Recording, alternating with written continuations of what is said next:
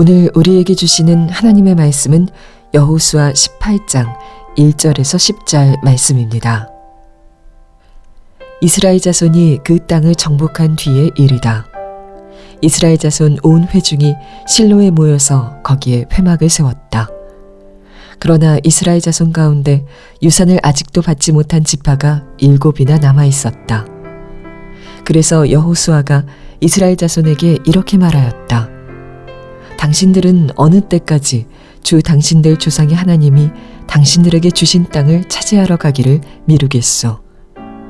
당신들은 각 지파에서 3사람씩을 선출하시오.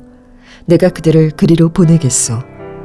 그들이 가서 그 땅을 두루 다닌 뒤에 자기 지파가 유산으로 받을 땅의 모양을 그려서 내게로 가져오도록 하겠소. 그 땅은 7몫으로 나눌 것이요. 유다는 남쪽에 자기 영토에 머물고 요셉 족속은 북쪽에 자기 영토에 머물도록 하시오. 당신들은 그 땅을 7몫으로 나누어서 지도를 그리고 그것을 여기 나에게로 가져오시오.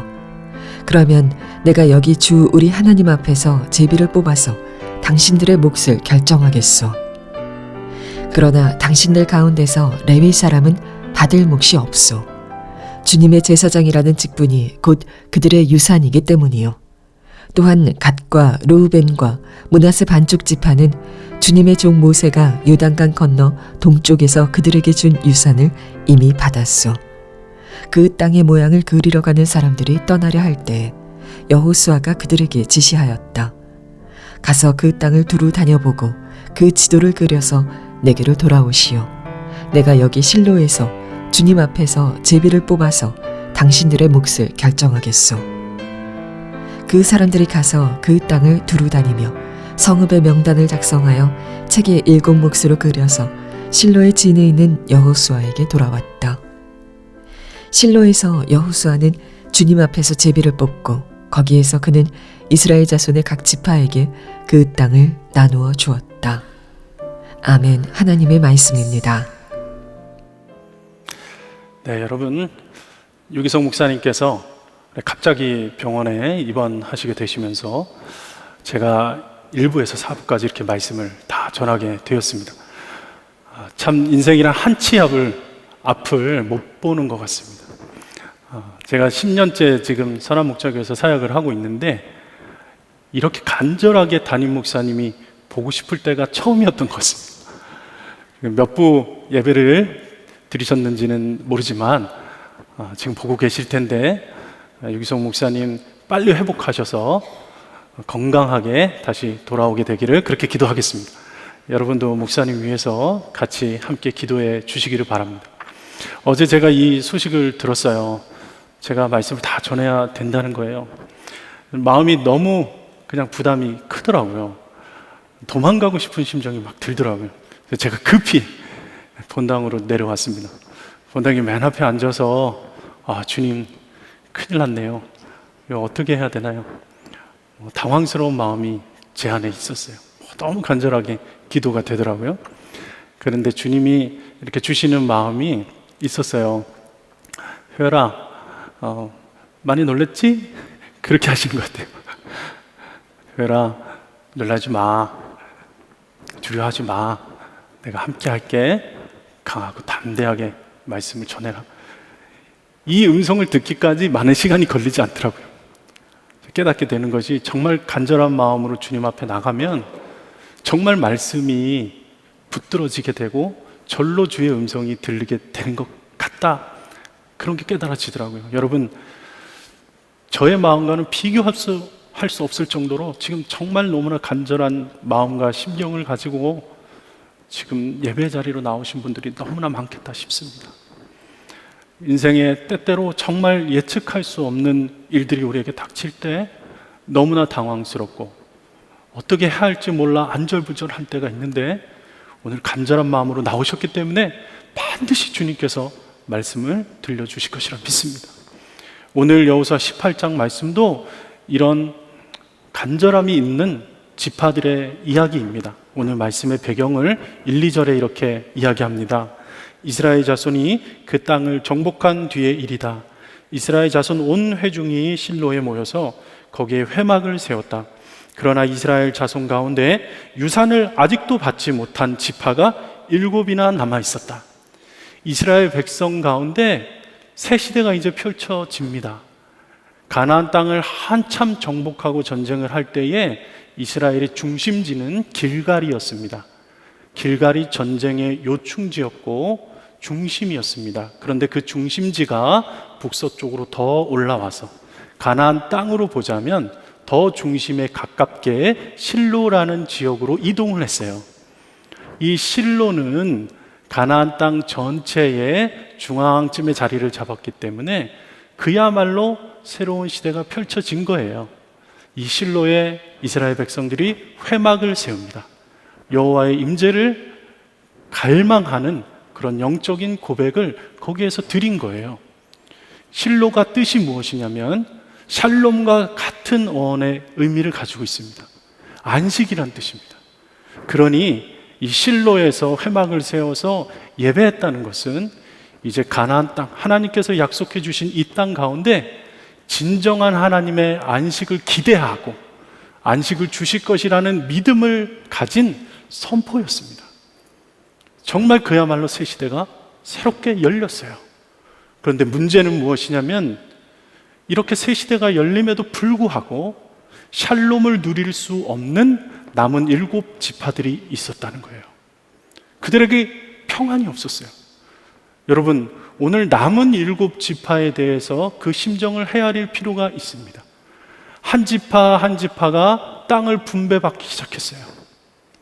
전쟁을 치열하게 마치는 것도 어렵지만 이 땅을 분배하는 일도 참 어려웠는데 자기 주변의 지파들이 한 지파 한 지파 자리를 잡기 시작하는 거예요. 그런데 여전히 남은 7 지파는 어찌할 바를 모르고 그저 거기서 안주하고 있었다는 거예요. 한 지파 한 지파 자리를 잡아가는데 그들에게 불안한 마음이 있었을 거예요. 두려운 마음이 있었을 거예요. 어떻게 해야 될런지 모르는 답답한 심경이 있었을지도 모르겠어요. 대부분은 아마 안주하고 포기하려고 했던 것 같아요. 여러분, 말씀을 준비하는 내내 하나님께서 저에게 주신 말씀이 무엇이냐면 똑같은 이와 같이 남은 7 지파의 심정으로 지금 예배 가운데 앉아있는 자들이 너무 많다는 것입니다. 코로나 상황을 맞이하면서 정말 예측하지 못했던 그 일들이 우리 앞에 맞닥뜨려졌어요.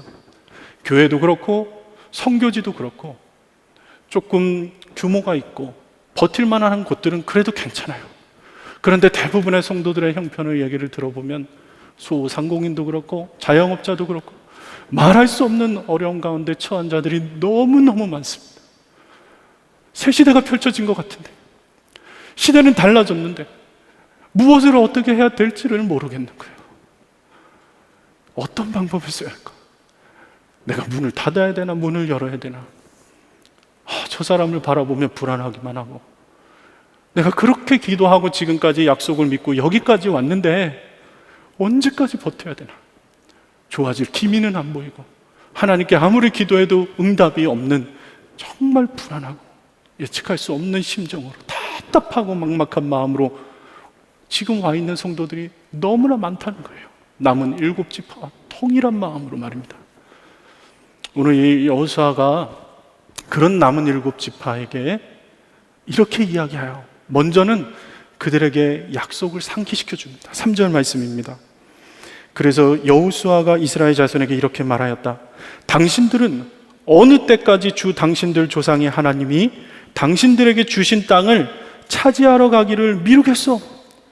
이미 주신 땅이 분명하게 있습니다.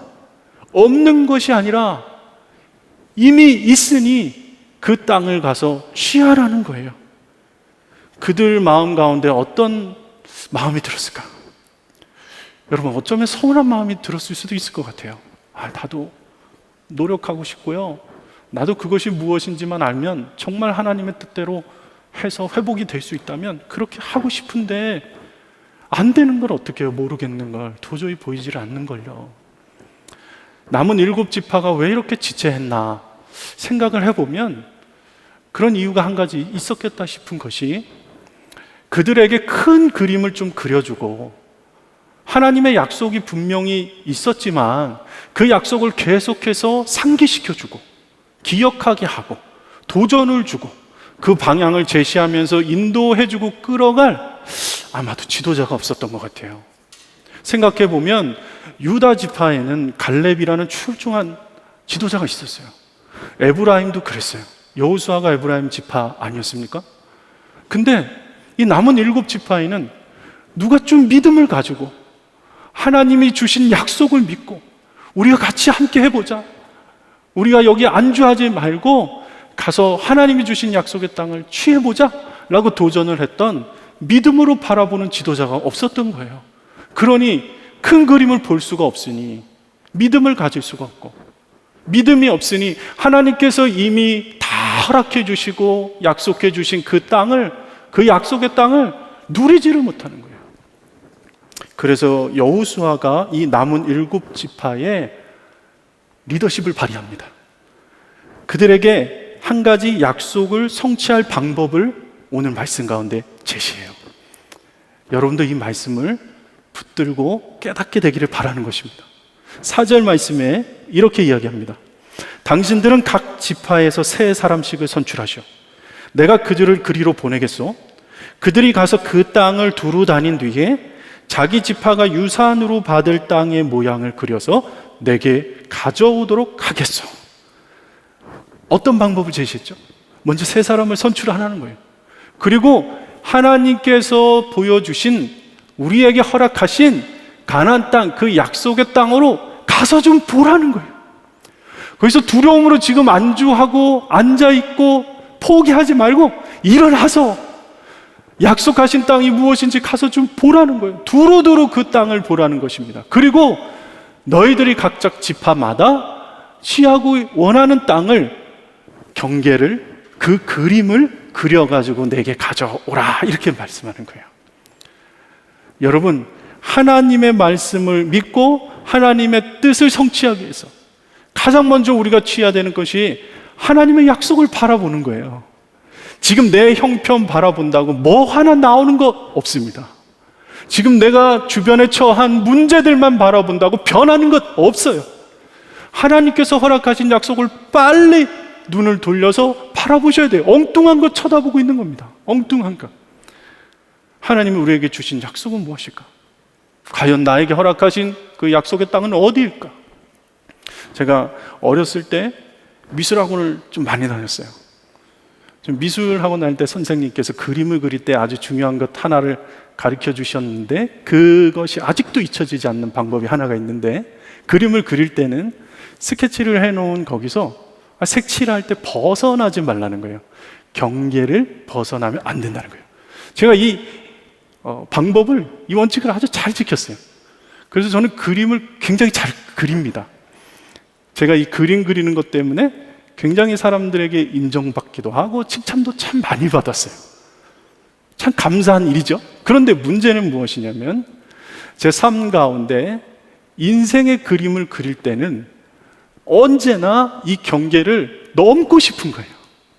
그림을 그리는 것과는 전혀 다른, 그와는 완전히 반대로 내 인생에 어떤 계획을 세울 때 이것이 하나님의 뜻이다라고 일단 말은 해요. 고백은 해요. 기도도 해요. 그런데 항상 기준은 뭐냐면 어떻게 해서든지 경계를 넓히겠다, 이게 기준이에요. 그러니까 그 그림을 가지고 성취하려면 가장 먼저 나에게 필요한 건 내 영향력을, 일단 경계를 넓히는 거예요. 내가 가지고 있는 영향력을, 경력을 넓히기를 원하는 거예요. 그리고서는 통장의 잔고를 어떻게 하면 넓힐 수 있을까, 이 고민하는 겁니다. 결혼해서도 똑같아요. 그저 오로지 행복하고 기쁜 일이 아파트 평수 몇 평 늘리느냐, 여기에 있는 거예요. 5평 아파트 넓혀서 갔는데 와, 너무 좋더라고요. 오래 못 가요. 큰 차 좀 타고 싶은 거예요. 큰 차, 좋은 차. 모든 인생의 계획이, 내 인생의 그림이 오로지 목적은 하나, 내 마음대로 경계를 그리고 내 마음대로 색칠하고 싶은 거예요. 화려하게 인생을 만들고 싶고 남한테 인정받고 싶은 거예요. 근데 이것이 안 될 때마다 무너져요. 다른 사람들의 경계를 보면 너무 부러운 거예요. 부러운 거예요. 왜 하나님 나는 이것밖에 안 주시죠? 왜 하나님 내가 뭐가 모자라서 이렇게 살아야 하죠? 왜 나는 이렇게 좁은 경계를 가지고 좁은 재산을 가지고 살아야 하죠? 하나님께 원망하게 기도하게 되는 거예요. 열등감에 시달리는 겁니다. 될 만하면 교만해졌다가 안 되면 열등감에 시달렸다. 기도를 해도 믿음으로 기도하는 게 아니고 오직 내 것을 넓혀달라, 넓혀달라, 보내달라, 여기에서 건져달라, 제발 주님 더 큰 곳으로, 더 좋은 곳으로. 기도도 그렇게 하는 거예요. 안 들어주시면 또 원망해요. 17장, 여호수아 말씀 17장에 보면 요셉 족속이 여호수아에게 와서 막 교만하게 따지잖아요. 왜 우리 족속은 분깃이 두 분깃인데, 에브라임과 므낫세 지파 두 지파가 나눠졌는데 분깃은 왜 하나만 주냐는 거예요. 그렇게 교만하게 따지지 않습니까? 제 인생이 그와 똑같았어요. 하나님 왜 이렇게 주신 것이 없나요? 내 약속의 땅은 어디인가요? 여러분, 하나님께서 정말 여러분들에게 주신 것이 없습니까? 하나님이 여러분에게 허락하신 약속의 땅은 어디입니까? 여러분이 지금 있는 바로 그것입니다. 선택할 수 없는 것, 여러분이 선택할 수 없는데 지금 속하여 있는 가정, 그리고 교회, 직장, 학교, 그곳에 여러분 하나님의 뜻이 있다는 거예요. 내 인생의 그림을 그릴 때 하나님의 그림은요, 화려하게 큰 꿈을 가져라 아닙니다. 요셉이 꿈을 꾸는 자였는데 요셉이 언제 자기 꿈을 화려하게 가졌습니까? 하나님이 주신 그대로의 꿈이 있었던 거예요. 요셉은 내가 꿈을 그리는 게 아니라는 거예요. 하나님 주신 꿈이었다는 거예요. 세세하게 항목을 정해야지. 기도할 때 아주 디테일하게 네가 기도를 안 하니까 하나님이 안 주시는 거잖아. 아니요, 그렇지 않습니다. 하나님의 뜻은요, 지금 내가 속한 여기에서 하나님의 뜻을 발견하고 그분의 뜻을 깨닫는 거예요. 거기에 있어요. 거기. 제러드 시처 목사님이 하나님의 뜻이라는 책에서 하나님의 뜻에 대해서 한 문장으로 명확하게 얘기합니다. 하나님의 뜻은 오늘 여기서 그분을 위해 사는 것입니다 라고 얘기해요. 오늘 여기서. 목사님, 그런데 그렇게 생각하면 난 너무 초라합니다. 정말 지긋지긋하게 벗어나고 싶은데요. 여기서 저 어떻게 해야 되는 거예요? 나는 왜 더 가지지 못하고 여기서 그냥 써야 되죠? 너무너무 자신이 초라한 거예요. 여러분, 7절 말씀, 그러나 당신들 가운데서 레위 사람은 받을 몫이 없어. 레위 지파에게는 땅의 분깃이 없었다고요. 이 땅 가운데. 레위 지파는 저주받은 지파입니까? 레위 지파는 이 땅 가운데 받을 분깃이 없었어요. 땅이 없었지 여호와의 말씀이 없었냐고요? 여호와의 약속이 없었냐고요? 하나님의 뜻이 없었냐고요? 레위 지파에게는 보이지 않는 엄청난 하나님의 뜻이 있었어요. 그들의 분깃은 그들의 직분이 분깃이었고 하나님 그 자신이 레위 지파의 기업이 되었어요. 하나님의 나라 가기도 전에 이 땅 가운데서 하나님의 백성으로 살아가라는 그런 놀라운 하나님 나라의 기업을 이미 주신 거예요. 땅이 없는 것이 왜 하나님의 약속이 없는 것입니까? 아닙니다. 하나님의 뜻과 계획은 있었다고요. 그것을 발견하라는 거예요. 오늘 말씀 후반부 말씀에 보면 남은 7지파 중에서도 가장 먼저 베냐민 지파가 땅 분배를 받습니다. 제비뽑기를 했는데 베냐민 지파가 먼저 땅에 분배를 받는 거예요.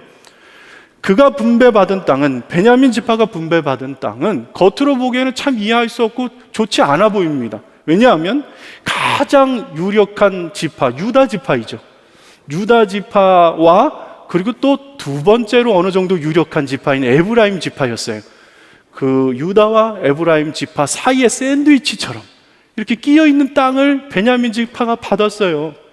겉으로 봤을 때 그 땅의 경계로만 봤을 때는 어떻게 이럴 수가 있나? 나보고 어떻게 살라고? 고래 싸움에 새우등 터지게 생겼네. 그러나 여러분, 베냐민 지파 가운데 하나님의 놀라운 뜻이 있었던 거예요. 가장 강한 그 두 지파 사이에서 완충 역할, 화해자의 역할을 하기 원했던 하나님의 뜻이 있었어요. 그 땅 가운데 베델이 있었고 그 땅 가운데 예루살렘이 있었어요. 여러분, 베냐민 지파가 해야 될 사명이 있었다고요. 레위 지파가 해야 할 하나님의 뜻과 계획이 있었다고요. 그 하나님과 뜻, 계획 다 잊어버리니까 사사시대에 들어가서 사사기 말미에 보면 레위 지파는 누리방황하며 방탕한 삶을 살고, 백성들은 레위 지파를 돌보지 않으니까 자기가 돈을 벌겠다고 가정으로 들어가서 가정제사장이 되고, 이 베냐민 지파는요 심지어 완전히 그 종족 가운데서 멸살당한 위기에 놓이기도 됩니다. 하나님의 뜻 잊어버리니까 완전히 방탕하게 죽음으로 사는 인생들이 된 거예요. 여러분, 왜 하나님이 경계를 한정하시는지를 이해하셔야 됩니다. 왜 더 못 주시는지 여러분 깨달으셔야 돼요. 내가 가진 것이 이것밖에 없냐라고 이해하지 못하시는 분들이 있을 거예요. 사도행전 17장 27절 말씀에 이렇게 말씀하세요. 인류의 모든 족속을 한 혈통으로 만드사 온 땅에 살게 하시고 그들의 연대를 정하시며 거주의 경계를 한정하셨으니 이는 사람으로 혹 하나님을 더듬어 찾아 발견하게 하려 하심이로되 그는 우리 각 사람에게서 멀리 계시지 아니하도다. 하나님께서 사람들의 경계를, 그 연대를 한정시켜 놓으셨다는 거예요. 이유가 무엇이냐는 거예요. 혹 하나님을 더듬어 찾아서 발견하게 하시기 위한 하나님의 뜻이 있다는 거예요. 이게 무엇입니까, 여러분? 내가 원하는 모든 것을 다 가지면 하나님 찾을 것 같은데 그렇지 않다는 거예요. 경계를 완전히 한정하셔서 자기의 한계를 인식한 사람만 혹 하나님을 더듬어 찾게 된다는 거예요. 하나님이 멀리 계시지 않는데 가까이 계신데 자기가 가지고 있는 소유가 많으니까, 자기 자신만 보고 있으니까 하나님을 못 찾는 자들을 경계를 한정시켜서 하나님을 혹 만나게 해주신다는 거예요. 여러분, 우리가 하나님 앞에서 대체 무슨 유익한 존재가 되냐고요. 보는 것도 한정돼 있습니다. 가시광선밖에 안 보이잖아요. 듣는 것도요, 하나님 경계를 딱 정해놓으셨어요. 지구 공전하는 소리 들리십니까? 먼지 떨어지는 소리 들리십니까? 주님 앞에 나아가서 주님이 무엇을 우리에게 보여주시기를 원하시는가? 왜 이 경계를 한정시켜 놓으셨는가? 하나님 찾아오라고. 하나님 찾아오라고. 그렇게 하셨다는 거예요. 여러분, 예수님이 이 땅에 오셔서 대체 무엇을 누리셨습니까? 예수님이 이 땅에 오셔서 자신의 경계를 무엇을 늘리셨냐고요. 계속해서 좁히시고 더 낮추시고 마침내는 완전히 자신을 없이 하셨어요. 자신을 우리에게 주셨어요. 십자가에 달리셔서 생명을 내어주셔서 우리를 구원하시기 위한 하나님의 놀라운 은혜와 사랑 아닙니까? 여러분, 이 십자가의 구원의 약속에서 벗어난 자가 누가 있습니까? 이 땅의 경계가 아니라 이 구원의 역사로 말미암아 하나님의 나라에서 다 살게 되었다는 거예요. 우리가 받은 몫이 없습니까? 받은 몫이 없습니까?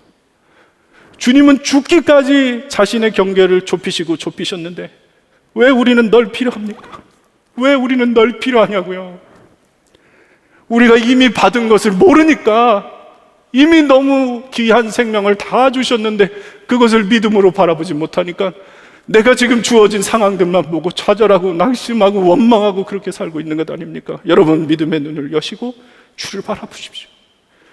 우리가 받은 몫은 하나님 나라의 영원한 생명과 하나님 나라의 자녀된 권세입니다. 도저히 우리의 힘으로는, 우리의 능으로는 가늠할 수 없는, 경계 없는 모든 것을 하나님의 나라를 우리에게 주셨다는 거예요. 예수님 안에서 우리에게 허락하신 이 약속이 모두가 다 성취되었습니다. 고린도후서 1장 20절 말씀에 하나님의 약속은 얼마든지 그리스도 안에서 예가 되니 그런즉 그로 말미암아 우리가 아멘하여 하나님께 영광을 돌리게 된다라고 약속하셨잖아요. 약속이 그리스도 안에서 성취되었음을 여러분 아멘으로 취하게 되기를 바랍니다. 내가 아멘 한다는 건 무슨 뜻입니까?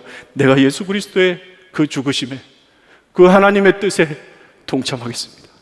주님의 약속을 믿고 주님의 뜻을 바라보겠습니다. 내가 지금 속한 곳이 하나님의 뜻이었군요. 내가 그토록 떠나려고 하는 것이 하나님의 뜻이었군요. 열등감에 시달리면서 해외로 좀 나가면 그것이 해결될까?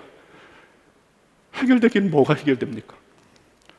더 좋은 직장으로 가면 해결될까? 아닙니다. 하나님의 뜻 발견하지 못하면 어딜 가도 샬롬은 없습니다. 하나님이 우리와 함께 하심이 눈이 열리는 것이 진정한 샬롬인 것을 여러분 믿게 되기를 바랍니다. 내가 이제 무엇을 할까? 내가 주님께서 허락하신 그 뜻을 분명하게 믿게 될 때에 하나님의 말씀이 정말로 내 마음 가운데 실제가 되는 거예요. 우리에게 주신 너무나 명확한 뜻이 있어요. 하나님의 명령이 있어요. 사도행전 1장 8절 말씀, 성령이 너희에게 임하시면 너희가 권능을 받고 예루살렘과 온 유대와 사마리아 땅끝까지 이르러 내 증인이 되리라 하시니라 하셨어요. 아니, 주님이 이미 약속 주셨네요. 하나님의 뜻이 있네요.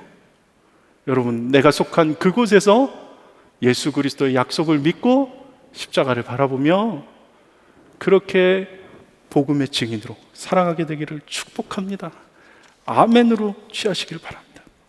내 경계를 넓히겠다고 인생 허비하지 마시고 하나님의 그림을 그려가면서 하나님의 나라의 뜻을 이루어가면서 그렇게 살아가게 되기를 바랍니다.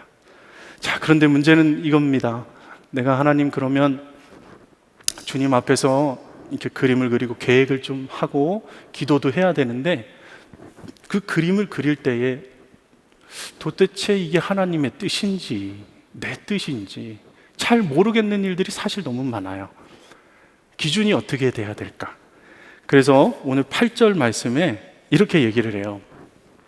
그 땅의 모양을 그리러 가는 사람들이 떠나려 할 때에 떠나기 전에 여호수아가 꼭 이것만은 알고 가라 하는 게 있어요. 그게 무엇이냐면 가서 그 땅을 두루 다녀 보고 그 지도를 그려서 내게로 돌아오시오. 내가 여기 실로에서 주님 앞에서 제비를 뽑아서 당신들의 몫을 결정하겠어 이러는 거예요. 떠나지만 아직 3명씩 짝을 지어서 이제 하나님 주신 약속의 땅을 두루 돌아보면서 그림을 그려가지고 와야 되는데 잠깐 이러는 거예요. 잘 들어라. 너희들이 가서 보는 그 땅에 그림을 그려오되 그 그림을 가져오면 내가 여호와 앞에서, 이게 3번이나 반복합니다. 3번이나 6절, 8절, 10절에 여호와 앞에서, 하나님 앞에서 제비를 뽑아서 그 땅을 결정하겠다고 하는 거예요. 여러분, 재밌는 표현입니다. 재밌는 방법이에요. 이게 너무 중요해요. 하나님의 뜻인가 아닌가, 내가 지금 그리고 있는 그림이 하나님의 뜻이면 분별하는 기준이 있습니다. 바로 이거예요. 너 그거 네가 그려온 거, 네가 계획한 거, 나한테 기도한 거 이루어지지 않아도 괜찮아? 이렇게 물어보신단 말입니다. 그때 내 마음이 싸늘해진다. 온전한 하나님의 뜻이라고 보기가 참 어려운 거예요. 내 생각이 거기 안에 들어간 것입니다. 왜 그렇습니까, 여러분? 잘 생각해 보십시오. 우리가 하나님께 간절히 기도하고 원하고 바라는 게 있어요. 그것이 대부분 하나님의 뜻에 완전히 벗어나지는 않습니다. 우리가 1, 2년 신앙생활 한 것도 아니고 뭘 기도해야 되는지 그 정도는 분별하죠. 주님, 질병 고쳐주세요. 하나님의 뜻입니다. 하나님이 낫게 하기를 원하시죠. 근데 문제는 무엇입니까? 기도를 아무리 해도 들어주지 않으시는 거예요. 주님, 우리 부모님 구원해 주세요. 우리 가족들 구원해 주세요. 하나님의 뜻이잖아요. 그 일이 이루어지지 않는 거예요. 재정의 어려움, 형편 좀 나아지게 도와주세요. 하나님도 그렇게 하시길 원하세요. 근데 기도를 아무리 해도 답이 없으신데 어떻게 하냐고요.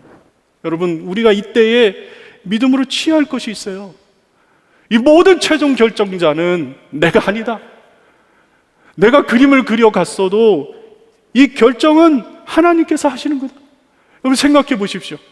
만약에 이 3명씩 정탐꾼을 보낼 때에, 야, 너희들이 가지고 온 그 그림 그대로 너희들에게 줄게, 가서 그려와라, 이렇게 얘기했다면 떠나기도 전에 싸웠을 겁니다. 피 터지게 싸웠을 겁니다. 전쟁했을 겁니다. 더 좋은 것 가지려고 했을 거예요. 어떻게 해서든지 저걸 뺏어와야 되는 겁니다. 이게 세상의 원리입니다. 더 좋은 것 가지려면 결론적으로는 힘이 센 사람이 다 가지는 거예요. 이때 당시에는 힘이 센 사람이 갔겠죠. 지금은 권력 있는 사람이 갔겠죠. 돈 있는 사람이 갔겠죠. 너무나 불공정한 삶이 되는 거죠. 결국엔 다 죽게 되는 것이죠. 근데 하나님께서 제비 뽑아서 결정을 해야 돼요. 그러니까 그림을 그릴 때에 이게 내 것이 될지 모르는 거예요.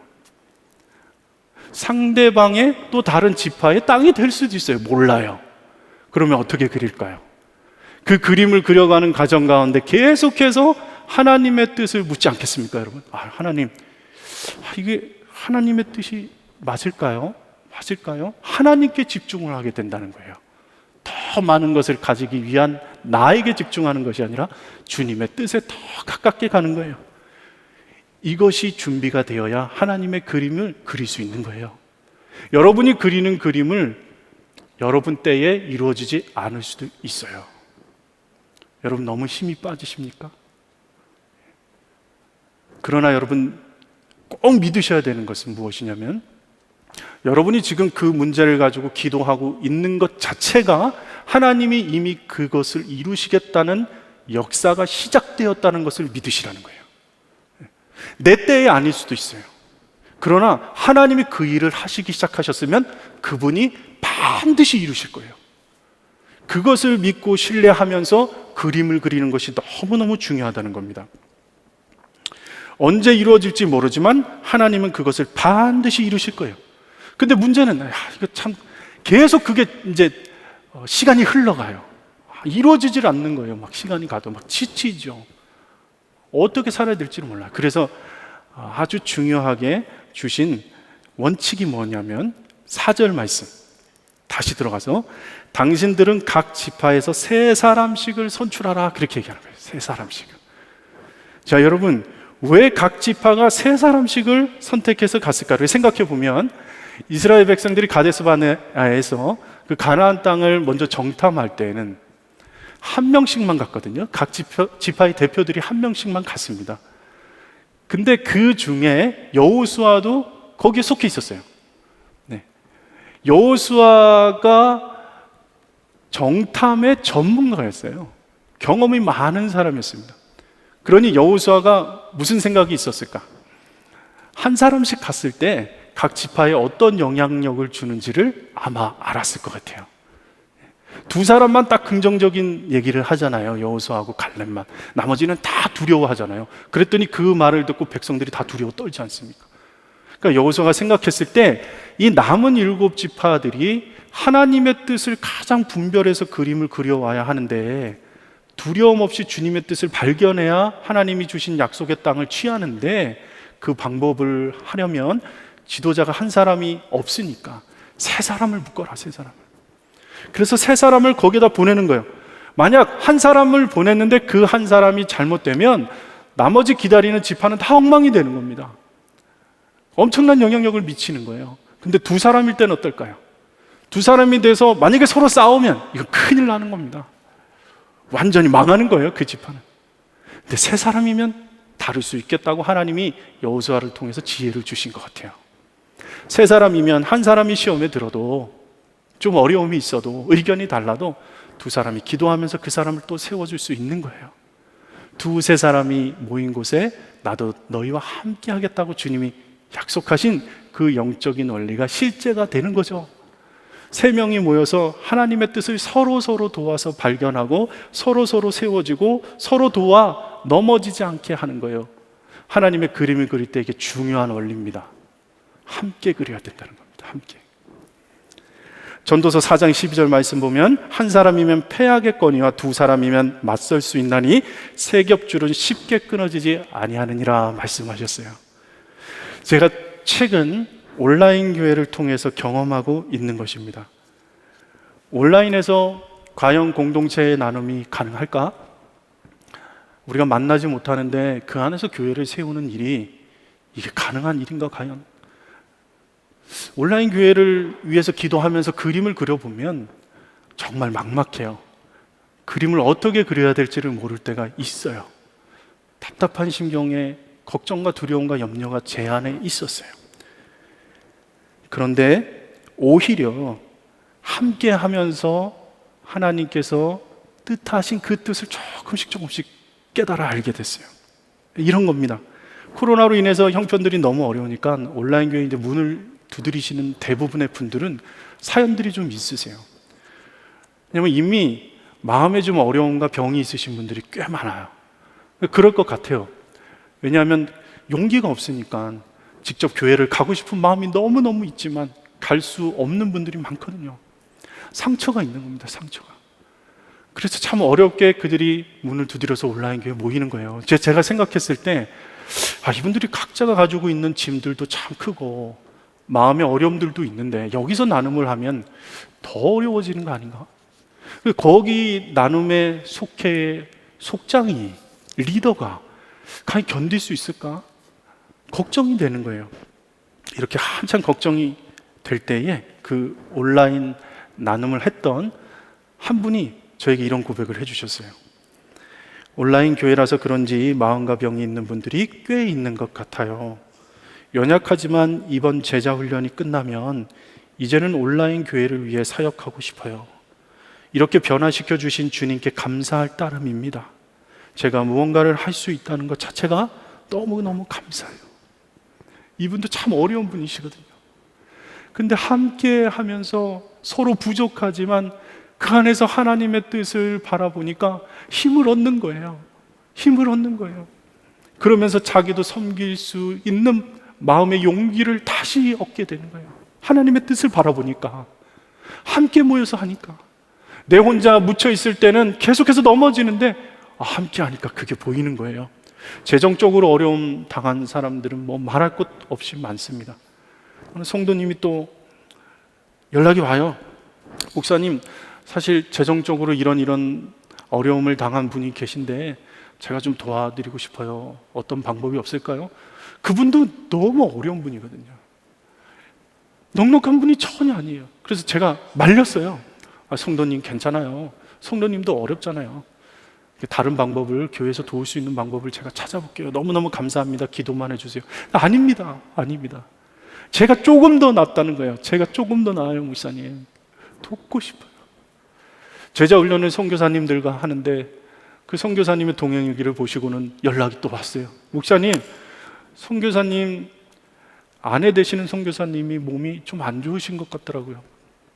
제가 좀 위로해드리고 싶은데 어떻게 좀 도울 방법이 없습니까? 제가 좀 플로잉을 하고 싶은데 전해주세요. 성도님도 어렵잖아요. 괜찮아요. 저희가 돕습니다. 아닙니다.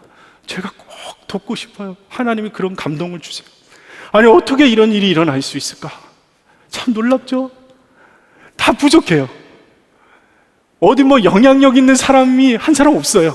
그런데 참 놀라운 게 그 안에서 하나님의 뜻이 깨달아지고 보이니까 서로 섬기게 되고 하나님의 나라를 같이 이루어가기 시작한 거예요. 함께 하니까 하나님의 약속이 보이기 시작했어요. 참 놀라운 일입니다. 지난 주간 위지 글을 보내고 위지데이를 보내면서 성도들의 동행일기 방을 방문하는 기회가 되었어요. 성도들의 방 하나하나 속회 방마다 들어가는 일은 처음이었어요. 마치 속회를 신방하는 것 같은 느낌이 들더라고요. 성도들의 일기를 쭉 보면서 제 안에 기도할 마음이 일어나요. 그 성도들이 하루를 어떻게 살아왔는지, 그 성도 한 사람 한 사람이 어떤 그림을 살아왔는지, 어떤 그림을 그려왔는지 그 그림이 보이는 거예요. 하루 일과의 그림이. 그러니까 그 일기를 보면서 제가 그들을 위해서 기도하게 되더라고요. 실패한 이야기도 있고 또 믿음으로 견딘 이야기도 있고, 그러면 아멘 눌러주고 댓글을 또 달아주면서 응원하는 거예요. 가만히 있어도 그 자리에서도 성도들을 다 만난 것 같은 너무나 놀라운 경험을 했어요. 더 감사한 것은 무엇이냐면 제 일기에 댓글이 달리기 시작했다는 거예요. 할렐루야. 얼마나 힘이 되는지 그 댓글이. 이렇게 댓글이 달아주셨어요. 온라인 교회와 교역자님들을 위해서 열심히 기도하겠습니다. 목사님의 일기를 통해 저도 목사님을 직접 뵌 것 같은 마음이 드네요. 동행일기라는 것이 이런 것이구나 라는 것을 깨닫게 됩니다. 그동안 일이 바쁘다는 핑계로 일기 쓰는 것을 게을리 했었는데 오늘부터 짧게라도 자주 매일 써야겠다는 마음을 다짐해 봅니다. 온라인 교회가 주님 안에서 무럭무럭 성장하여 제가 사는 이곳에서도 선한 목자교회가 생겼으면 하는 바람도 가져봅니다. 그래서 좀 더 많은 이들에게 예수님과 동행하는 삶을 알려주고 전할 수 있게 되면 좋겠다는 마음을 갖게 되네요. 이분이 미국에 계신 분이시거든요. 또 다른 분이 이렇게 나눠요. 목사님, 온라인 교회 지체로서 섬기는 모든 분들께 감사드립니다. 아픈 세상 가운데 교회에 가고 싶어도 용기가 없고 그럴 힘조차 잃어버린 사람들이 마지막 힘을 내서 온라인 교회를 통해서 살아나는 그런 간증들이 나올 거라 믿습니다. 네. 여러분, 함께하면 이길 수 있어요. 함께하면 보이지 않던 하나님의 뜻과 약속들이 보이기 시작해요. 제가 이때 참 마음도 몸도 힘든 시기를 보내고 있었는데 제 영혼이 살아나는 것 같더라고요. 이제 에노 프로젝트가 시작합니다. 여러분 꼭 가서 댓글 달아주세요. 사랑으로 섬기는 마음으로, 훈계하고 판단하지 마시고 주님의 마음으로 꼭 댓글 달아주십시오. 한 영혼이 그 일로 살아나게 될 거예요. 우리가 너무 힘든 상황이지만 함께하면 이길 수 있습니다. 예수님 안에서 하나님 나라를 함께 그려가시는 여러분들 되시기를 축복합니다. 제가 중국의 북경에 한인교회 목회를 할 때 그 교회가 아주 오래된 빌딩 건물에 22층에 있었어요. 꽤 높은 곳에 자리를 잡았습니다. 30-40평 되는 곳에서 예배를 드렸는데 22층인데 오래된 건물이다 보니까 가끔 엘리베이터가 자주 고장이 나는 편이에요. 예배를 이제 시작했는데 성도들이 미리 와야 되는데 찬양 준비도 하고 예배 준비로 하려면 준비팀들이 와야 되는데 안 와요. 그럼 이제 그날은 엘리베이터가 고장이 난 겁니다. 조금 기다리면 한 사람, 두 사람 땀을 뻘뻘 흘리면서 교회에 들어와요. 거의 또 시간이 지나면 이제 청년들이 전기 오토바이를 타고 다니는 청년들이 있었어요. 배터리를 이렇게 빼서 그걸 들고 오는 게 그게 엄청 무겁거든요. 그 22층에 땀 뻘뻘 흘리면서 그걸 들고 와서 또 자리에 또 앉아요. 예배 시작할 시간 거의 다 왔어요. 어떤 고등학생이 온몸이 다 젖어가지고 그냥 올라오는 거예요. 자전거를 들고 온 거예요. 이 청년 자전거 들고 22층까지 걸어갔어요. 이미 온몸이 다 그냥 육수를 한가득 뽑았어요. 예배 시작하기도 전에 이미 온몸으로 주님 앞에 예배를 드린 거예요. 이 학생. 그럼에도 불구하고 한 사람도 불평하는 사람이 없었어요. 예배가 시작됩니다. 아주 하이라이트 때 말씀을 한참 전할 때 전기가 나가요. 초대교회의 역사가 막 일어납니다. 주방에서는 계속 요리하는 소리가 들리고 막 연기가 그냥 막 나오고 쿵쾅쿵쾅 거려. 오늘은 무슨 점심이겠다 사람들이 다 알 정도로 그렇게 어려운 상황 가운데서도 한 사람도 불평이 없어요. 함께 하니까 행복한 거예요. 청년들하고 하나님이 이제 부흥을 시켜주셔갖고 자리가 거의 다 차는 거예요. 그래서 이제 좀 알아보자. 우리도 진짜 좋은 좀 공간에 옮겨서 하나님께 한번 예배 드려보자. 막 청년들하고 막 여기저기 보러 다녔어요. 함께 막 그림을 그리는 거예요. 부동산 찾아가서 좋은 집도 진짜 한번 가보고 카페에 앉으면 여기서 예배하면 너무 행복하겠다. 식당에 가서도 이곳이 교회였으면 얼마나 좋을까. 그런 막 그림을 함께 그리는 거예요. 여러분 결론적으로 이사를 갔을까요? 못 갔을까요? 이사 못 갔습니다. 그런데 지금 생각하면 그 시절이 너무너무 행복했어요. 왜 그랬습니까? 교회는 성도이기 때문에 그렇습니다. 건물도 아니고 장소도 아니고 성도예요. 그 성도들과 함께 아름다운 교제 가운데 주 안에서 하나님의 그림을 함께 그려가면서 그 모든 결정을 주님 앞에 맡기고 그렇게 모여있는 장소가 바로 교회인 것이에요. 우리가 혼자면 지칠 수 있고 넘어질 수 있고 언제 이것이 이루어지는가 금방 쓰러져요. 그러나 함께 이 일을 이루어가면 반드시 하나님 다시 오는 그날까지 예수님 이 땅 가운데 다시 재림하시는 그날까지 승리할 수 있어요. 여러분, 여러분에게 주어진 하나님의 뜻이 어디입니까? 하나님의 약속의 땅이 어디입니까?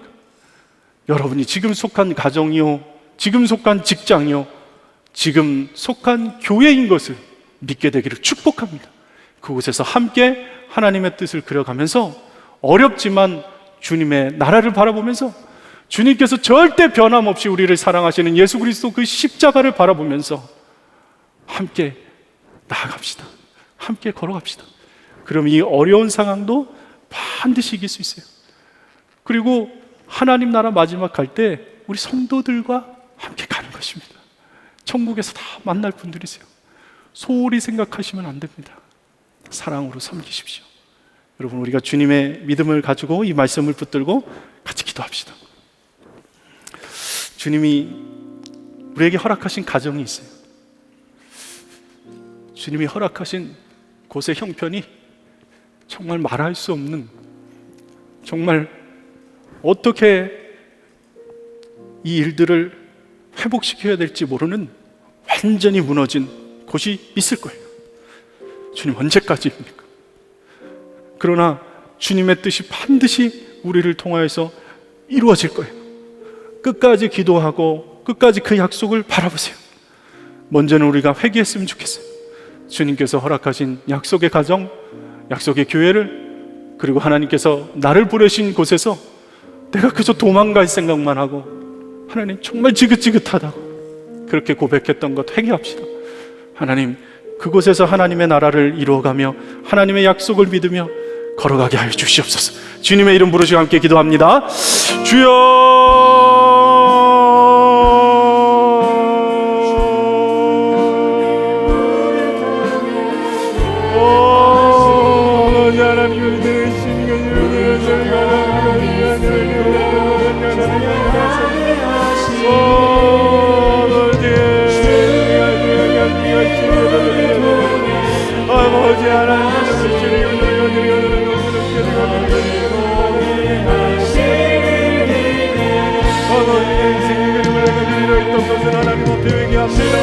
하나님께서 허락하신 약속을 다 잊어버리고 아버지, 그저 보이지도 않는 것, 아버지 하나님 험악한 것, 헛된 것 붙잡고 그렇게 살던 인생에서 완전히 돌이켜주시기를 하나님, 우리의 약속으로 주 예수 그리스도의 십자가를 아버지 하나님 우리에게 허락하여 주시고 주님 인도하여 주시고 함께하여 주시옵소서.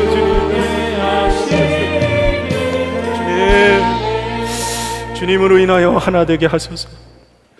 주님 약속을 잃어버리고 유리방황하지 않게 하소서. 주님 허락하신 가정에서 아버지 끝까지 기도하게 하소서. 주님 보내신 직장과 교회에서 하나님의 꿈을 가지고 하나님의 나라를 함께 그려가며 하나님 담대하게 아버지 하나님 사랑을 믿고 걸어가게 인도하여 주시옵소서. 재정적인 문제로 아버지 언제까지 이 상황들을 버텨내야 할지 너무나 막막하고 벼랑 끝에 선 심정으로 나와 있는 성도들을 주께서 긍휼히 여기소서. 주 예수 그리스도 변함없는 풍성하신 그 놀라운 십자가 사랑을 바라보는 믿음의 눈을 이 시간 열어 주시옵소서. 하나님, 우리에게 하나님의 소원을 부어주소서. 하나님 기뻐 받으시는 소원을 부어주소서. 아버지, 이미 주신 그 소원을 내가 믿음으로 취하게 하소서. 정말 절박한 심정으로 이곳에 나왔지만 내 마음이 완전히 하나님이 허락하신 마음으로 변화시켜 주소서. 주 예수 십자가를 바라보는 믿음의 눈을 더 크게 열어주소서. 열방 가운데 주님의 나라가 임하게 하시고 저 북한 땅 가운데도 하나님의 계획이 있음을 바라봅니다. 아버지, 신음하는 소리를 들으시고 응답하여 주시옵소서. 김정훈 목사, 김국기 목사, 최충기 선교사, 장문석 집사가 속히 석방되게 하소서. 우리가 속한 모든 곳, 우리가 있는 모든 곳에서 하나님의 뜻이 무엇인지 분명히 알게 되기를 원합니다. 하나님 계획이 있으셔서 나를 부르셨는데 도망만 다니는 인생이 아니라 그곳에서 하나님을 위하여 살게 하소서. 하나님 무엇을 원하십니까? 말씀하소서. 주님 말씀하시면 그대로 순종으로 나아가는 우리들의 삶이 되어서 우리가 속한 모든 곳에서 축복의 통로, 구원의 통로가 되도록 인도하시고 함께하여 주시옵소서. 모든 말씀 예수 그리스도의 이름으로 기도드립니다. 아멘. 우리 가능하신 분들은 일어나서 함께 찬양하시겠습니다.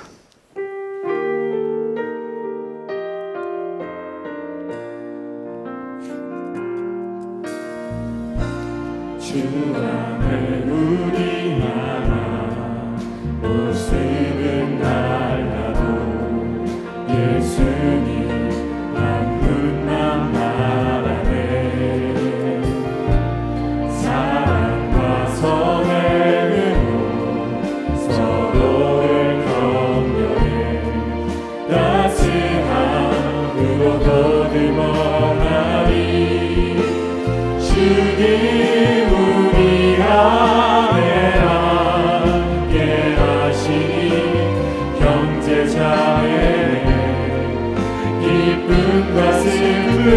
듣기에 내 안에 있는 주님 모습 보내 그분 기뻐하시네.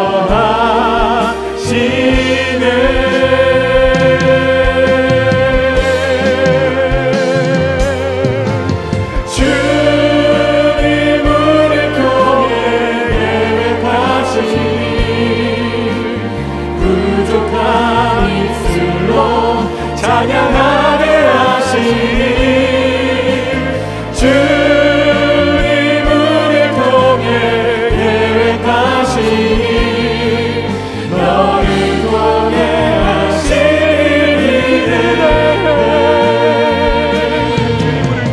주님 우리를 통해 계획하시니 부족한 입술로 찬양하게 하시니 주님 우리 통해 계획하시니 너를 통해 하시니.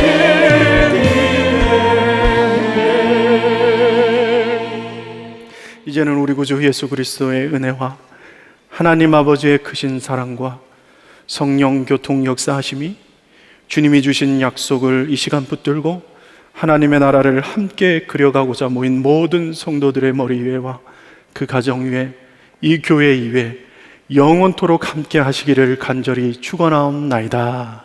아멘.